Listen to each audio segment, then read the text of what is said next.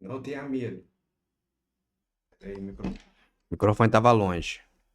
Não tenha medo, tá? Ainda sou eu. Só que tá muito frio aí. Eu estou de blusa de frio, de touquinha e de coberta. Mano, tá muito frio, muito frio. Eu cortei cabelo, não vou nem mostrar meu cabelo porque tá frio. Mas não dá nem pra mostrar. Mas enfim, bora. Tem um vídeo aqui, ó.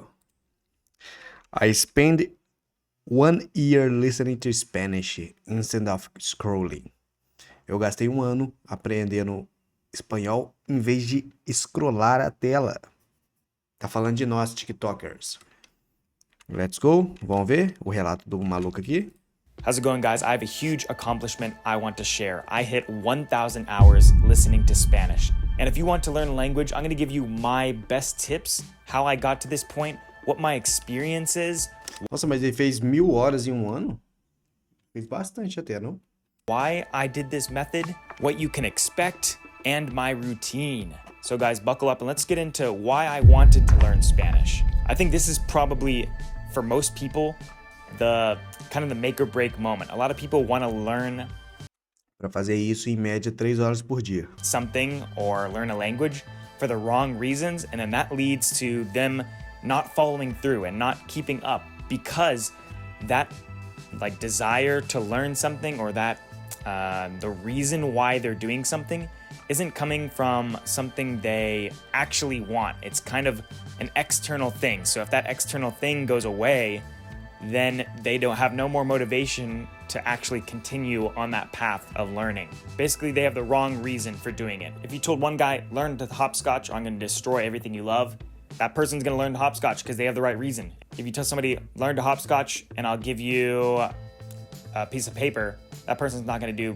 shit because they don't have the right reasons. So you need to get the right reasons. For me, I always wanted to learn kind of a second language because I thought it was a cool concept. Being able to communicate with somebody that isn't your own language and isn't your own like way you grew up is sort of like unlocking a whole new world. My biggest reason was probably that it was just a personal goal. It's something I wanted to do. Like the goal itself, what I personally wanted to achieve this. That was the reason. I wanted to see if I could achieve this. And then the second one was obviously it opens up a whole new world, and I wanted to communicate with a whole new world of people that I would not be able to communicate with otherwise. I lived in Ireland for a year, and surprisingly, a lot of my friends over there were Spanish-speaking natives, and not É porque, tipo assim, espanhol é uma das línguas mais faladas, né?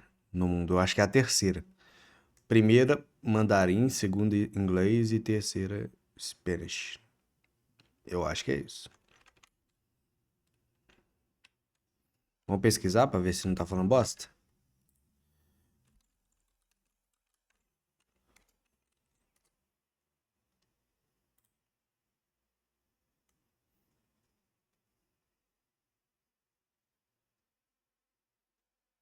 Se for nativos mais segunda língua, o inglês ganha.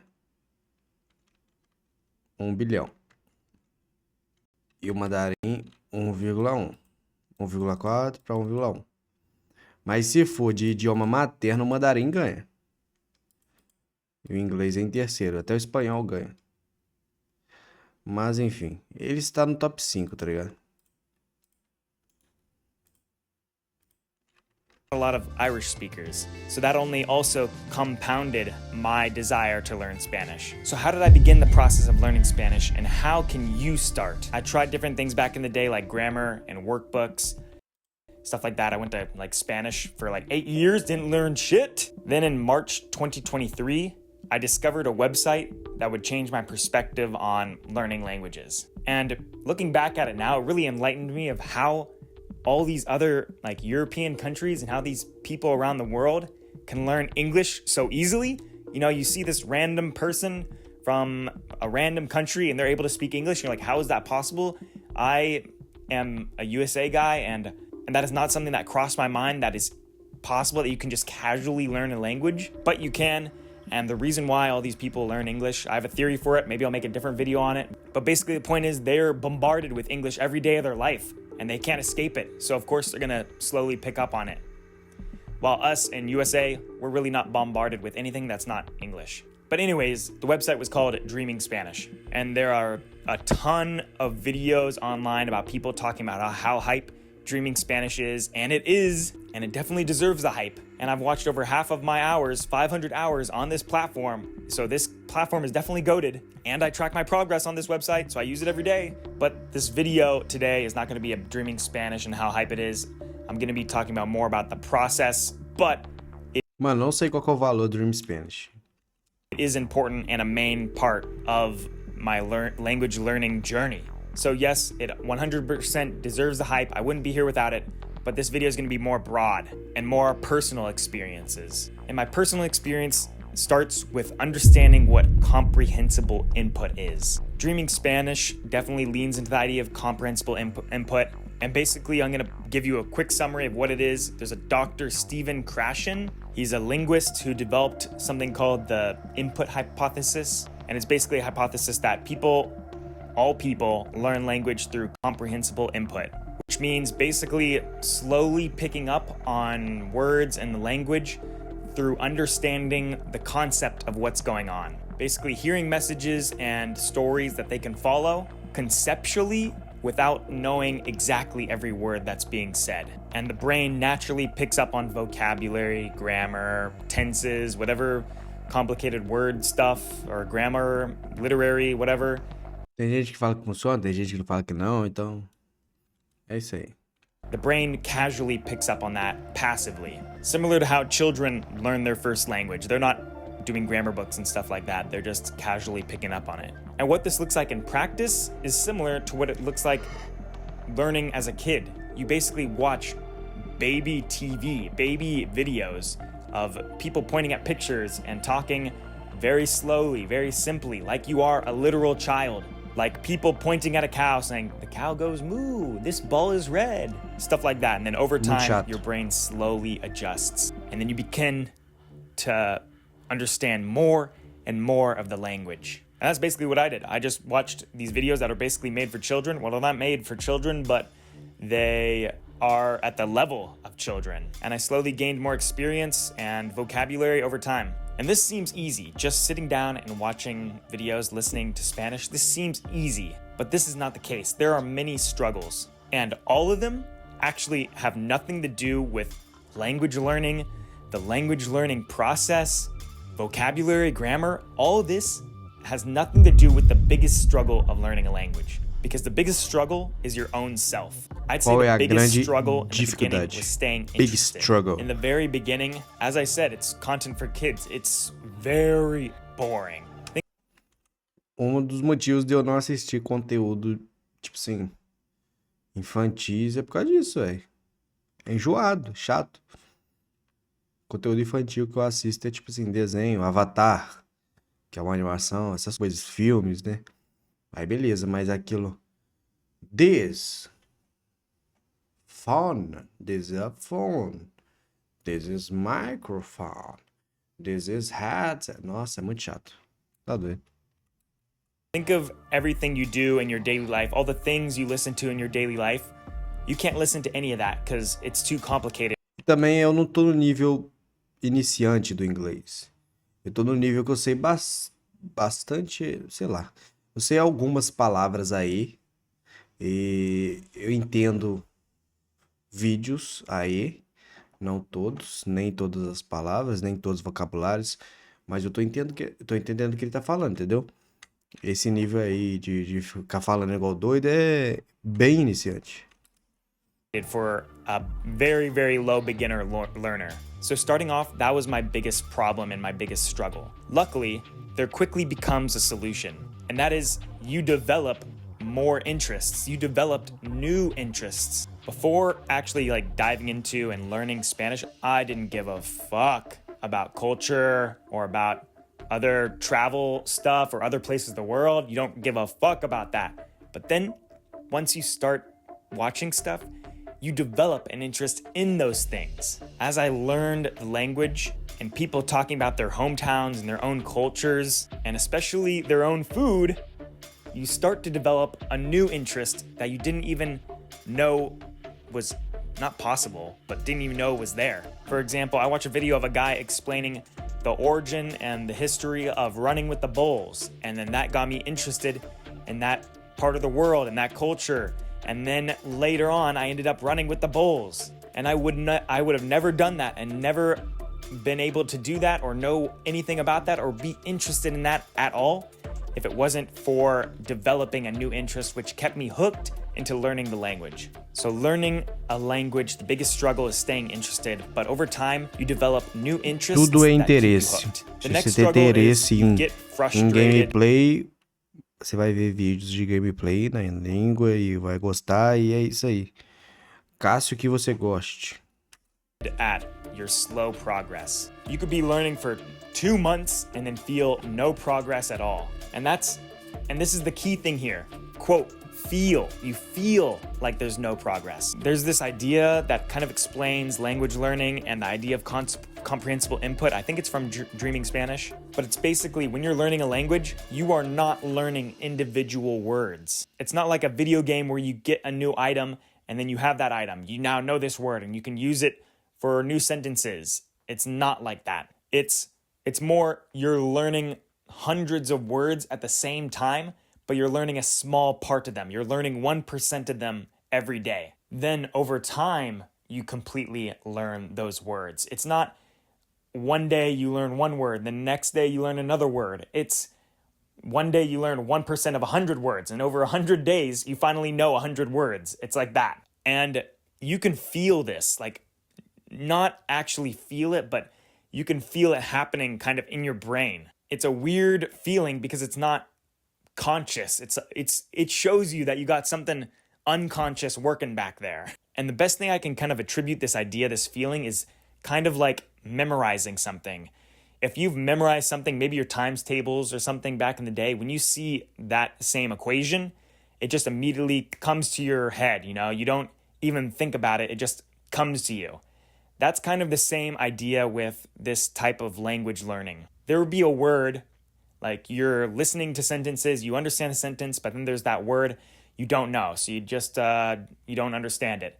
Then they keep talking, blah, blah, blah, they use the word again, you're kind of getting a concept. And then all of a sudden, you finally get the concept of the word. They were talking about an hourglass or something, you know? And then you completely forget about it, and you never hear that word hourglass ever again until 2 months later where you finally hear it again and it pops into your mind and you're like, oh shit, I remember thinking about that and figuring out that concept 2 months ago, but you didn't physically memorize it, or at least consciously memorize it. It really is some deep-seated human brain, like something part of our core that you really can't consciously understand or think about. It just happens. And it's a really slow process. It's really like watching a plant grow. If you watch it every minute of every day, that plant is going to be looking like it's not growing at all, you know? But if you come day by day, water it, after a month, that shit's going to be grown to a fat plant, you know? But that really gets into what the biggest struggle is of learning a language. The biggest struggle, in my opinion, is consistency. Personally, I think this is the biggest struggle for learners of everything. Being consistent is probably one of the most, like, I guess, useful things in this world, but especially for language learning. Todo dia, eu vou até ampliar a câmera. Todo dia eu penso em não gravar vídeo. Todo dia. E todo dia eu falo assim, mas vai melhorar, né? Mas todo dia. Porque se depender de mim, olha só. Eu tô todo quentinho aqui, ó. Eu estou no conforto, cara. Eu estaria no conforto da minha cama, mexendo no celular. Então, depender de mim. E já tá no dia 196? Não lembro. Mas já tá avançadinho aí. Mais de 6 meses, né? 6, 3, 18. Mais de 6 meses. Então já passou da metade do desafio. E todo dia eu penso em não gravar o vídeo. Até hoje eu não falhei nenhum dia, mas enfim. Mas é normal, cara. É normal. Nosso corpo sempre pede descanso, mas se você parar pra pensar, sempre tá tendo descanso. Você não tá 24 horas por dia ali focado e doido numa coisa assim. Sempre tem essas pausas. E a constância, a consistência é difícil mesmo, independente. Se for na minha vida profissional, se for. Uma coisa que me ajuda na minha consistência é o seguinte: se fosse para eu trabalhar, eu estaria no trabalho. Tipo assim, se fosse pro meu patrão, eu estaria fazendo, porque pra mim eu não posso fazer. Entende? Às vezes a gente corre muito pro sonho dos outros e não para o nosso. Eu sei que meu sonho é ficar fluente nessa merda. Então eu tenho que estudar, cara. Infelizmente, não existe efeito meiose. Do nada vai explodir. Não, é isso, constância. E é o meu objetivo. Being consistent is one of the most challenging things because learning a language does take daily practice and daily consistency and effort. And you won't see any progress. It almost is like having blind faith in that it will work because there's no actual evidence that it will work for you.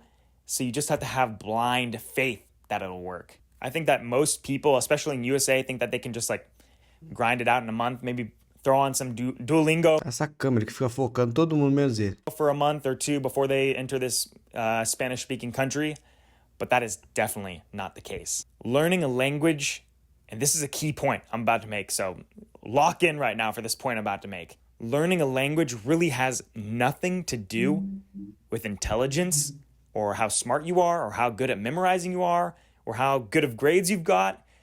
All that matters is how consistent you are. And you can just vouch for this. Não adianta eu estudar 10 horas em uma semana, sendo que vai ser a única semana que eu vou estudar. Porque se eu estudo 1 hora por dia, em 10 dias eu vou bater essa semana aí. Entendeu? Então é consistência, constância. É igual o ditado lá da lebre da tartaruga lá. Easily, when you look in your everyday life, the smartest person you know, if you're in USA probably, only knows one language. And while I traveled, I knew some really, really dumb polyglots. Meaning, polyglot meaning they know multiple languages. Learning a language is all about the daily practices. Some days you don't want to learn Spanish at all, okay? You don't want to do shit at all. But you crawl to that finish line and you complete your daily goal. And then other days, you feel motivated as hell and you power through that shit like it's a breeze. But it's the consistency, the daily practice, and kind of the faith that you'll reach that goal. That's what gets you there. Because you won't have that dopamine hit of, boom, I just learned a new word. But that does not mean that you won't have breakthroughs, big dopamine spikes if you're into that dopamine spike shit. And what were my biggest breakthroughs? So even though daily you won't have big breakthroughs, you won't have aha moments Não sei o que é daily, breakthroughs. you will have breakthroughs. And personally, I had 3 main breakthroughs. The first breakthrough I had was kind of Mas pelo contexto eu vou pegar. a really important breakthrough. And it was at the beginning of the journey. So you could hit this one very quickly if you're on this path. And I use the word realize intentionally because it's not a switch that flips and then all of a sudden you realize it. It's slowly building up into the background and then all of a sudden you realize it's there. So this happened, I want to say around 150 hours, but it could be around 100 hours or 200 hours, somewhere around that beginning range. It's the realization that you're no longer translating every word in your head, but you're actually understanding what's being said. I'd say in the beginning, it's kind of unavoidable to not automatically translate in your head because when you're watching something, they'll say like the word clock in Spanish, and then you translate that to the word in English, and then once you understand the word in English, then you kind of get the idea of what was being said. And this is kind of, I wouldn't say natural, but it's something that definitely happens to everybody. But over time, your brain gets lazy, and I'm explaining it like that because it does get lazy. Over time, your brain doesn't want to do the work of understanding what the Spanish word is, translating it to English, and then understanding what it actually means. Your brain gets lazy, and your brain just hears that word and then understands what, just a quick path, skipping the English word straight to what it means and what you understand it. And then one day while you're watching it, you just hear the word and just instantly comes to you. No effort, no anything, just your brain knows it. And this breakthrough, I would pretty much argue that this is a very important breakthrough for this time in a language learning journey because it motivates you to keep going. You understand that it only gets easier. Like the struggle you're going through with trying to understand what's happening over time just gets easier and easier. And it's the first time you actually notice and feel what it's like to actually understand a different language. So that really motivated me and got me to my next breakthrough. And this breakthrough came for me at around 300 hours. And I think this was a little bit earlier than most people, purely because I had more opportunities to have this happen. And it's when you're living your daily life and someone says something in Spanish, you immediately notice it and understand it without even comprehending or trying. And I say this happened to me early because I was just exposed to a lot of Spanish because I was living with Spanish speakers, so that they would be talking about something random. They went to the store and they start talking about meat. And then all of a sudden, these guys are talking about meat right now. I don't know what they're saying about meat, but I know they just said that they're going to a store and they said the word meat. So I can only assume they're going to the store to buy meat. And it's kind of a breakthrough moment because you're sitting there. And if this happens to you, I think I had this happen to me once where I was like walking on the street or something and people were talking Spanish and they said something that I understood and I understood what they're talking about. But the reason why this is a huge breakthrough is because you're like, wow, okay, like all these videos I was watching, people actually speak in real life with what I've been trying to learn this entire time. Like Spanish is actually something that people speak and it's not just stuff in a video. Because for me, I could watch you're watching these hours of videos or listening to a podcast that's all in Spanish and it's all digitally. But then once you actually see in the world, you're like, oh shit, like this is a real language. People actually speak this shit. So that was a cool realization. And that was another breakthrough that just kept you motivated to push to make those more connections with people. And finally, there's my favorite breakthrough. And Tem uma coisa que eu não faço há um tempinho, mas geralmente pra mim ouvir pessoas falando normal, ritmo normal, no inglês. Eu entro num grupo que tem no Discord de falantes, né? E aí eu entro e fico ouvindo os caras. Eu nem tento falar nada, não. Na verdade, quando eu entrava, eu não tentava, né? Mas enfim. É que aí você vê o ritmo que a pessoa vai falando. Você pega o contexto, o assunto, a criação e tudo de uma conversa. And it's the one I've been working on since the start of my language learning journey. Obviously, I talked about when you start learning a language, you kind of aren't interested in what you're watching because it's super, super basic and your interests are not super, super basic. But obviously, with time, you learn more and more, and that gets me into my biggest goal. And in my mind, I thought if I reach this goal, I'm basically guaranteed to be fluent. And that was being able to understand TV shows. I knew myself, guys. I knew that if I was able to stim out and watch Avatar: The Last Airbender, then I could advance my Spanish while also watching something I wanted to watch. In fact, I always wanted to watch shows like The Last Airbender. I wanted to rewatch them, but rewatching them is kind of a big time commitment. You don't really want to waste that much time just rewatching it again. So combining it with learning a language is kind of a good excuse to rewatch it again, but also progress in something that you're interested in it as well. So I thought in my mind, if I just get to the point where I can watch cartoons, maybe some anime, my life's going to be chilling. And that was a big breakthrough when it finally barely squeaked by and happened. And as soon as I hit that point, I was just on TV shows and cartoons since today. And that happened around 600 hours when that first happened. And it was around 600 hours because that's what I've heard other people online were able to watch it at. And when I first watched this, it was native level content. Depois de 600 horas, eu assisti esse anime. Esse anime. Não é anime, não, né? Mas eu já vi. Eu acho que eu tô na segunda temporada do Avatar. It really was a gap in between my understanding and what was going on. Luckily, I knew the story beforehand, so I was able to just hook enough to be interested and just power through it. But a crazy thing happens that because you're hooked into it and interested, you advance faster. So by the end of the show, I had jumped in my comprehension so much than when I started the show. And so since then, I've kind of just been watching these cartoons like The Last Airbender, I watched Legends of Korra, I watched Pan's Labyrinth. Now I'm watching Clone Wars in Spanish because I always wanted to watch Clone Wars. All these shows I wanted to watch but couldn't justify the time, and now I can just stim out and watch them. So reaching the point where I could watch native level content was not only a big breakthrough, it was also a big motivation. So what is my current comprehension at 1,000 hours? I actually know Qual my que é a minha limits pretty compreensão well at this atual? level. You kind of get used to where your sweet spot is of understanding and comprehending things. So I'll talk about my limits first. At a native level speaking, at just like a dude talking to another dude, I'd say I'm very accent dependent on whether or not I can understand anything with what they're talking about. For example, I really haven't listened to a lot of Mexican type of speaking, the Mexican accent. É igual eu ouço muito inglês australiano. Por causa do Review Dia, mais ele mesmo.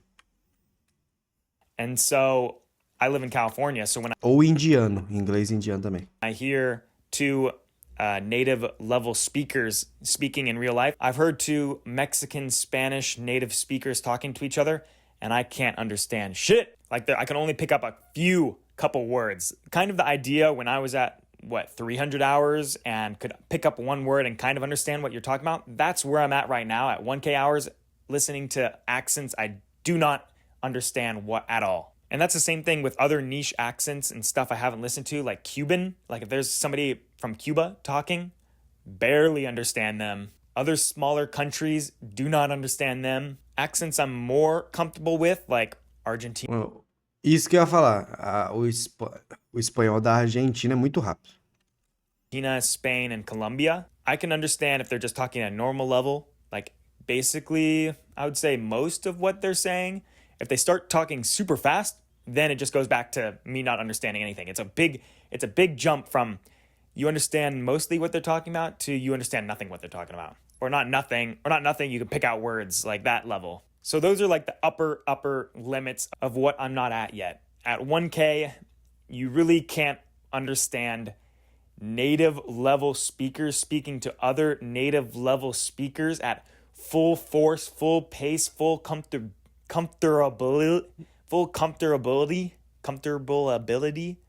You really can't understand that, or at least I couldn't really understand that, especially in accents I wasn't comfortable with. And I actually think those are quite reasonable, because if I did understand those at 1,000 hours, then you'd just be basically fluent. And in my mind, that's kind of the ultimate levels to reach a point where you can just understand everybody talking at any speed. So, I mean, that just means I have more journey to go. But now let's talk about the other end of the spectrum. What can I easily understand? Essentially any learners level speak, or any podcast, any TV show, any content that's made for learners, I can understand completely. Unless they talk about some insane topic that I've never heard of, and then I have to stitch words together. Like if somebody starts talking about, I don't know, some scientific in-depth dive into science or whatever, I'm not going to understand the scientific words of stuff. So that becomes hard to follow, even if it's for learners. But there's also something where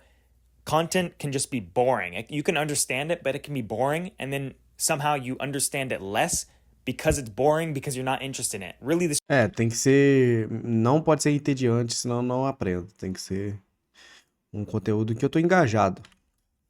sweet spot is, you got to be interested. Por isso que parece idiota ficar trazendo Minecraft, mas eu gosto, cara. Minecraft, gameplay, conteúdo que eu gosto. Então, por isso que eu trago. E é conteúdo que me prende também.